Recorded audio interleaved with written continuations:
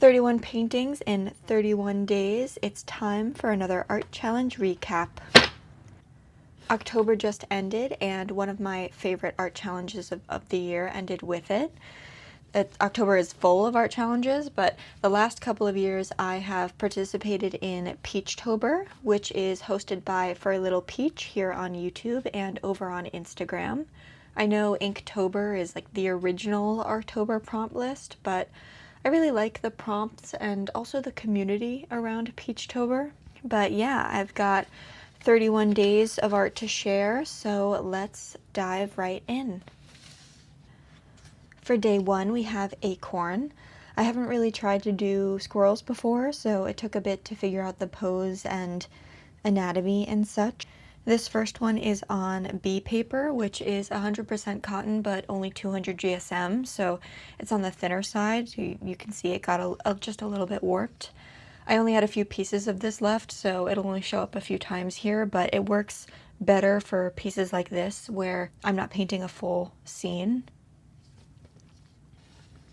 Day two was kite. This is a simple one, just a little guy running after his kite. If you can't tell, I was a little short on time this day.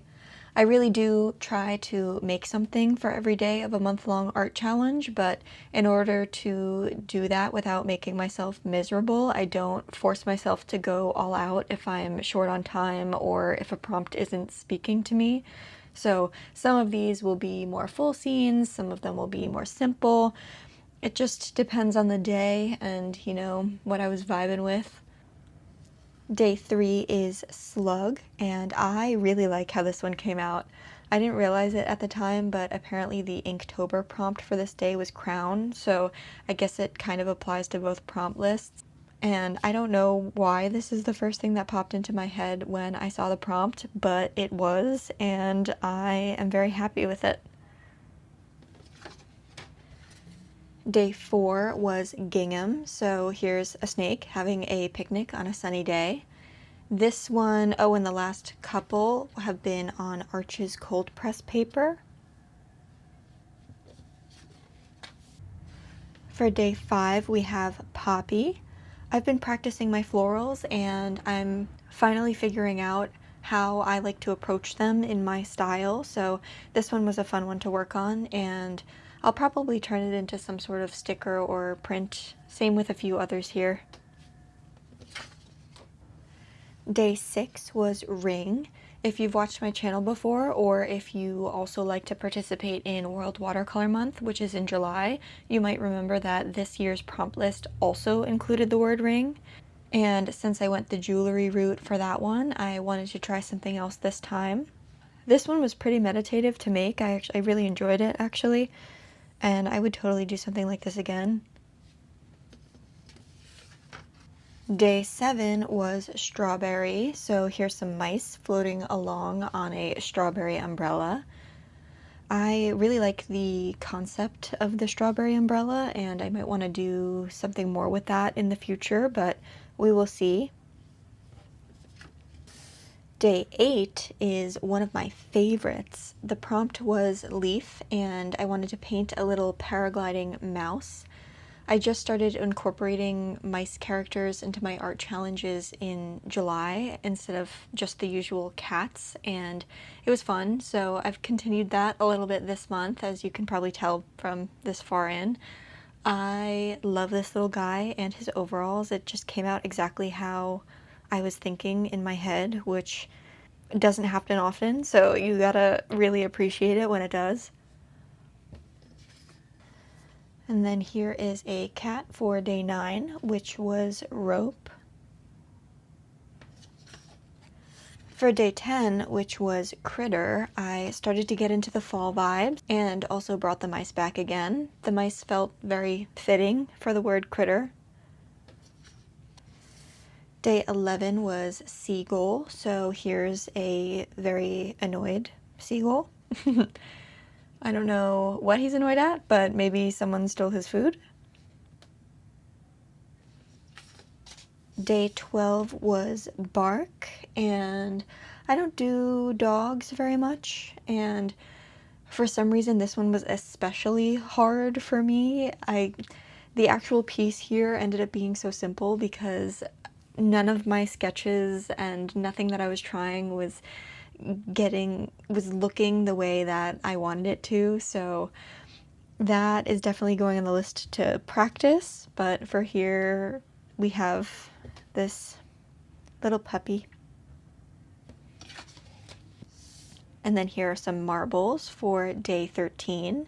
This was a simple but really fun one. I don't use the wet on wet technique for watercolors all that often unless it's for a sky, and this one made me want to spend some time dropping colors on a page just to see how they spread around, so I might have to do that soon. Day 14 was Brush, featuring a very fluffy cat and his very necessary brush. Day 15 is one of the few full scene pieces I did this month. The prompt was aquarium, and this immediately popped into my mind. I really enjoy painting fish, and I always forget how much I enjoy painting fish, so I really should explore that more. But I had fun with this one. And next we have, I think maybe the only other full scene piece for day 16, which was Hatch. So here is a cat sneaking through a hatch in the ceiling to steal some catnip. And if you are looking at this piece and you're thinking that the paper texture looks kind of weird, that's because it does. This was my first time trying Stonehenge paper. I was excited to try it, but I gotta say it is not my favorite. I have a block of it, and it's 100% cotton cold pressed paper, which sounds like it should be really nice to work on. That's my favorite type of paper normally, and it's not bad, but it's especially soft, if that makes sense. And I found out while creating this piece that if you erase literally anything at all, it totally ruins the texture of the paper. Like, no matter how gentle you are, it just can't handle it, which is weird.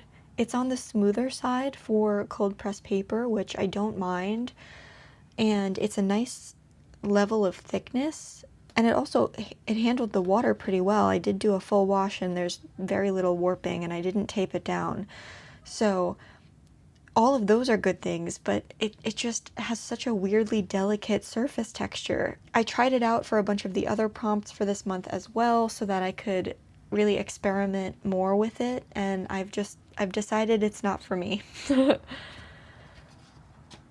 For day 17, we have some whistling birds for the prompt whistle. And for day 18, we have Toad. I didn't have a lot of time in the last couple of days here, and I think you can tell, but this guy he's just funny. Day 19 was melon, so I made a heart out of 2 watermelon slices. I did something similar to this before with shrimp, and I really like how it came out, so I don't know, maybe I'll have to do a little series of these. I think it could be kind of fun. Day 20 was truck, and we are back to the fall theme again. I think this is where I really started to lean into the fall and Halloween vibes. Except actually I'm totally lying, because day 21 was snowflake, so actually not Halloween vibes at all, but they will return on the next one because the next one was web. So for day 22, this is a little witch spider and another spider friend creating a custom web for its new broom, the Zoom Zoom 3000. This one was kind of simple, but I actually had a lot of fun with it. Day 23's prompt was paper, featuring some pumpkins getting ready for Halloween using paper bag costumes. And then we're breaking away from Halloween again for day 24 with this cat in her PJs for the prompt spots. Day 25 was stripes, and this one was actually inspired by a bouquet of flowers that I bought around this time, It came in this super cute bag, so I did a striped version and then changed the bouquet to be more fall themed. I really like this one. It was fun to make, and I really like how it came out. Day 26 was Bear, and here he is, ready for some trick-or-treating. And yeah. Day 27's prompt was Axe, and this is actually quite a sad scene, which I hadn't really intended when I started the drawing, but then I added a face to the trunk, and then I was thinking that it made it a little more sad than I originally intended, but it was too late because I had already inked it in ink pen. So here's Axe. For day 28, we have Button. So here is a night mouse ready to fight and defend with his toothpick sword and his button shield. Day 29 was Sour, and the first thing that popped into my head for this one was sour gummy worms. And I had a lot of fun with this one. It was fun to make and to figure out how I wanted to do the little sugar crystals, and I like how it came out. It's very bright and fun. Day 30 was Whiskers, and I've already drawn quite a few of those this month. So here's another cat. The texture of this one is another one that got pretty messed up because I did more erasing than I originally wanted to because I couldn't decide on the pose. And then, last but not least, for day 31, we have Ghost. This one is inspired by a digital piece that I made a few years ago, and I think because Whiskers was the day before, cats were still on my mind, and I wanted to break out this concept again. But yeah, just a fun, cute little one. And yeah, that is all 31 days for this year's Peachtober challenge. I'm happy to have finished all of the prompts, and I enjoy participating in art challenges, but now I'm also ready for a bit of a break. If you participated in Peachtober, I would love to hear how it went for you and what your favorite prompts were and what you did. Or if you chose a different Artober challenge, I'd love to hear about your favorite prompt lists. I always like checking out the new ones every year.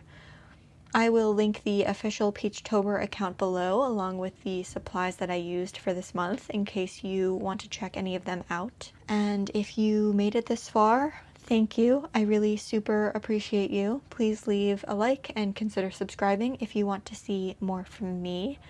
And yeah, thank you for watching, and I will see you in the next one.